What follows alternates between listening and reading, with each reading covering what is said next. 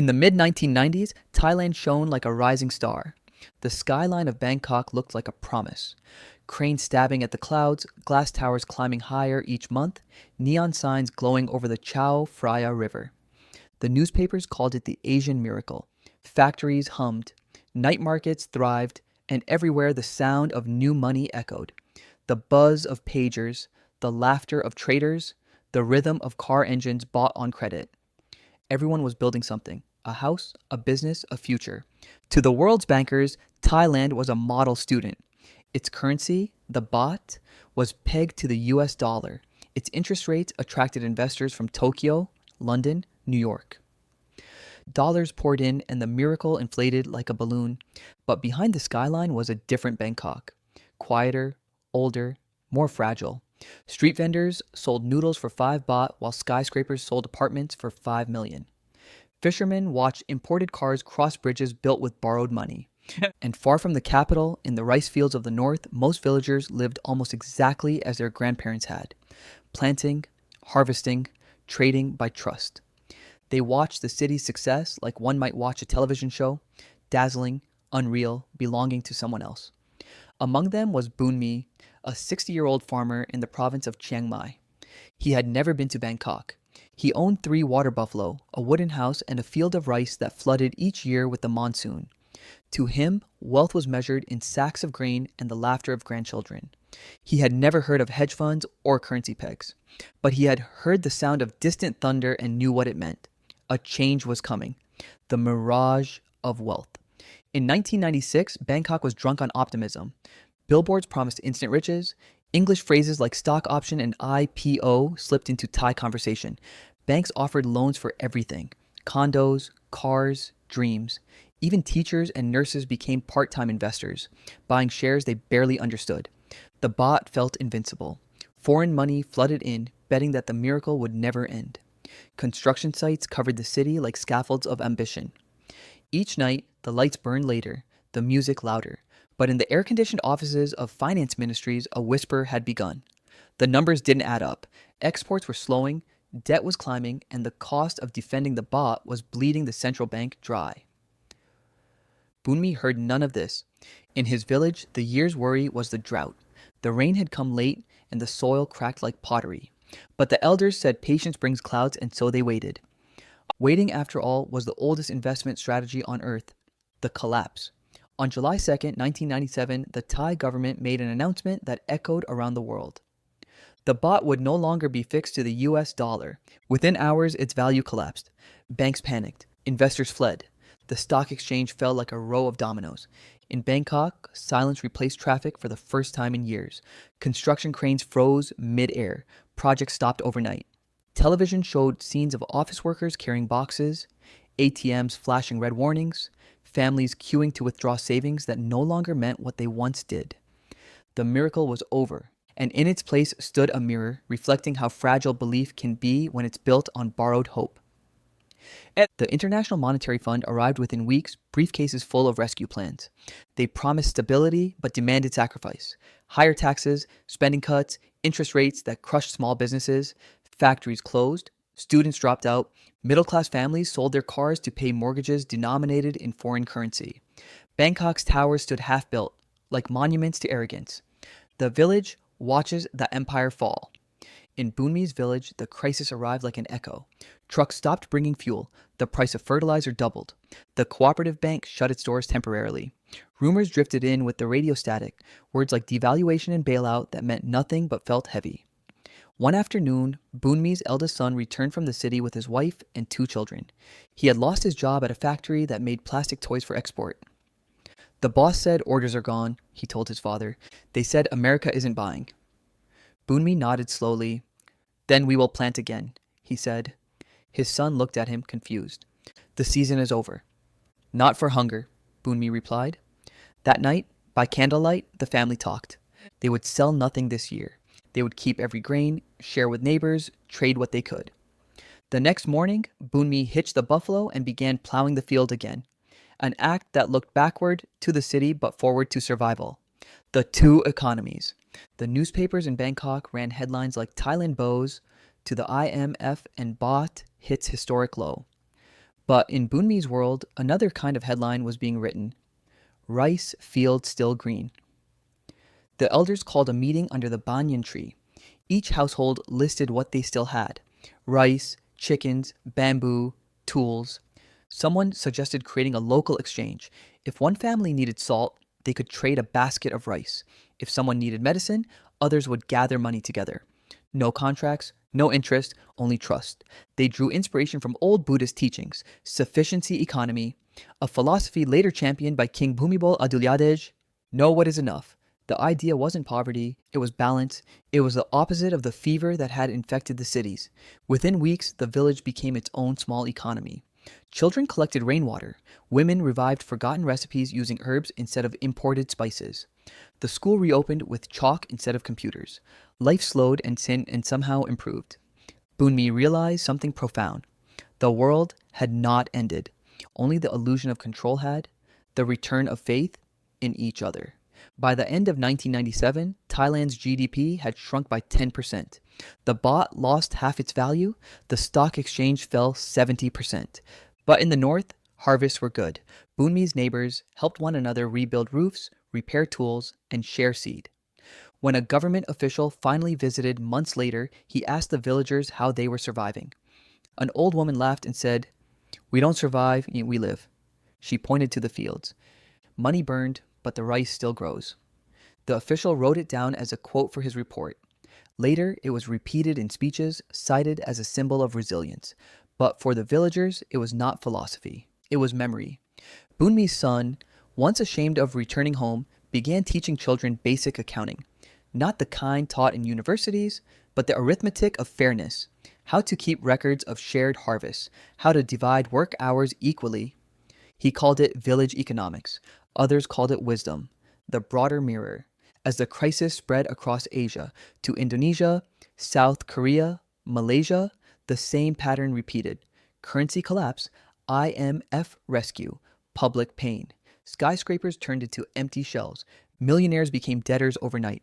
But everywhere, small communities learned that survival wasn't in algorithms or interest rates, it was in relationships. In 1998, Thai newspapers began reporting stories like Bunmi's, calling it the Quiet Rebellion. Journalists visited villages and wrote headlines that confused urban readers. Without money, they prosper. It wasn't true prosperity, of course. Poverty remained, but there was dignity in it. Dignity that cities had traded away for speed. The closing image. 1 year after the crash, Bunmi stood at the edge of his field, watching the monsoon clouds roll in. The earth was dark and rich. The buffalo waited, motionless, as thunder cracked over the horizon. In Bangkok, television anchors still argued about recovery plans, foreign reserves, and market confidence. Out here, confidence had never left. Rain began to fall, slow, then heavy. The rice seedlings bent under it and rose again. For the first time in months, Bunmi smiled. Because the rain did not care about exchange rates, because the earth, unlike the market, keeps its promises. When the dust of collapse settled, the world looked at Thailand like a broken experiment. Economists came, notebooks in hand, searching for causes, formulas, villains. They spoke of capital flight, contagion, currency defense.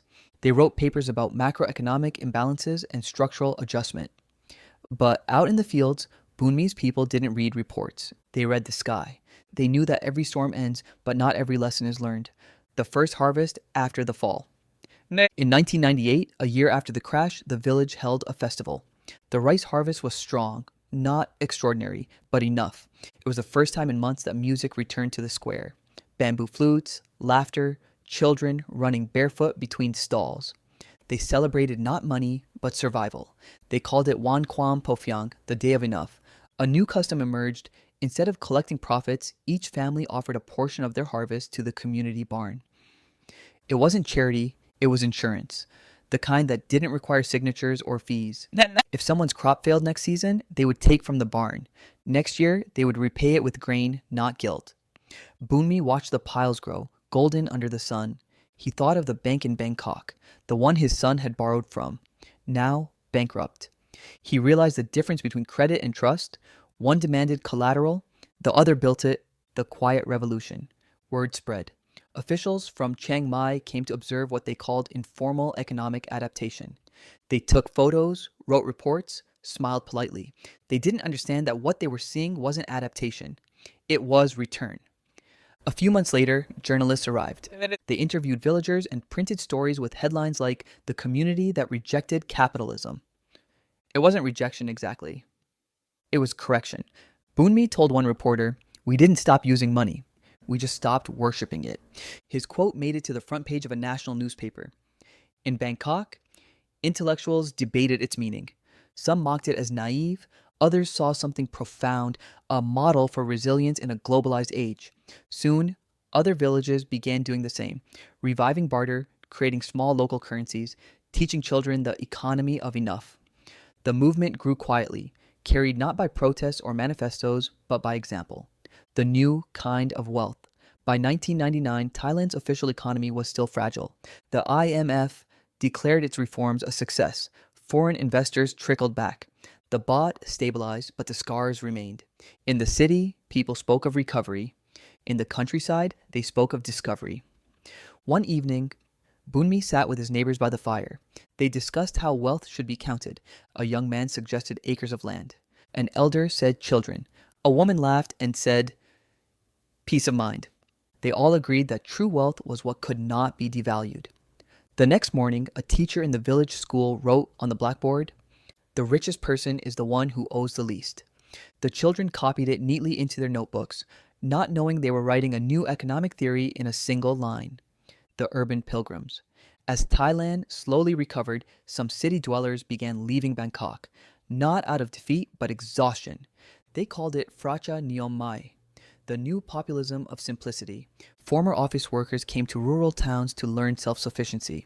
They planted rice, built bamboo houses, and discovered how quiet the world could be when measured in sunlight instead of salary. Television crews filmed them with fascination, calling them reverse migrants. To the villagers, they were simply returning home.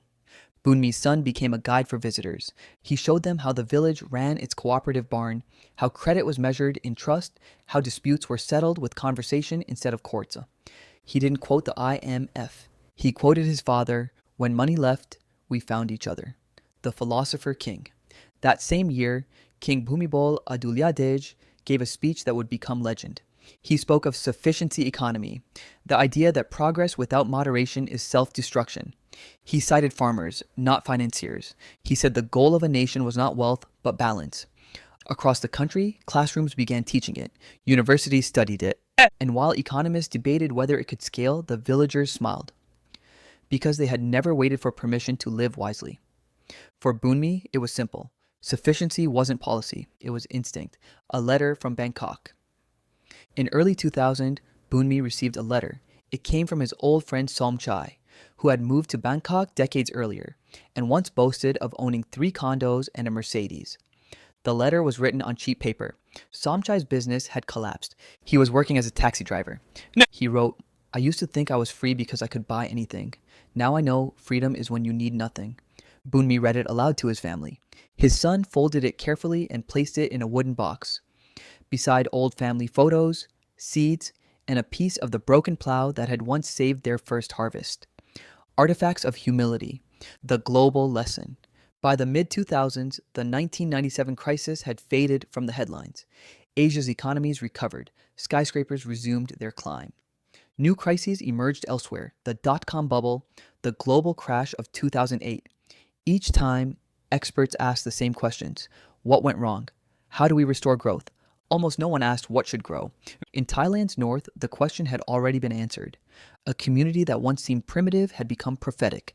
They had shown that resilience wasn't about how much you can gain, but how little you can lose. Visitors from universities across the world came to study Bunmi's village.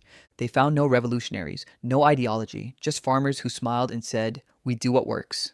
One professor from London asked Bunmi if he understood what globalization meant. Bunmi smiled. "It means the rain falls everywhere," he said, "but we each have to plant our own rice." The professor wrote that down. Later, it appeared in a paper about alternative models of economic sovereignty. In the village, it became a proverb. The last rain. Years passed. Bunmi grew older, slower. He no longer plowed but watched from the shade of his porch. Children who had been born during the crisis were now young adults. To them, the events of 1997 were history, like a storm their parents once survived. One evening, As the sun set over the paddies, Bunmi's grandson asked him, "Grandfather, why did everyone panic when money disappeared?"